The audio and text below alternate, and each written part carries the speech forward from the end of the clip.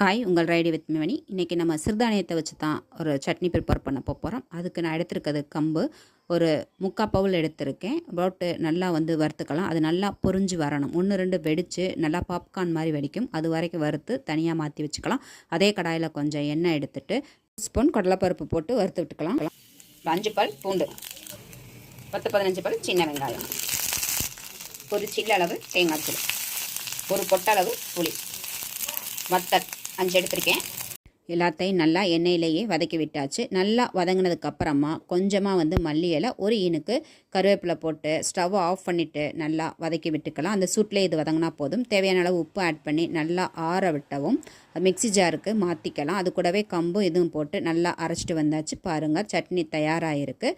உப்பு காரம் எல்லாமே கரெக்டாக இருக்குது. இதுக்கு வழக்கமாக ஒரு தாளிப்பை கொடுத்துட்டோம் அப்படின்னா ஹெல்த்தியான சிறுதானிய சட்னி தயாராக இருக்கும். நீங்களும் ட்ரை பண்ணி பாருங்கள்.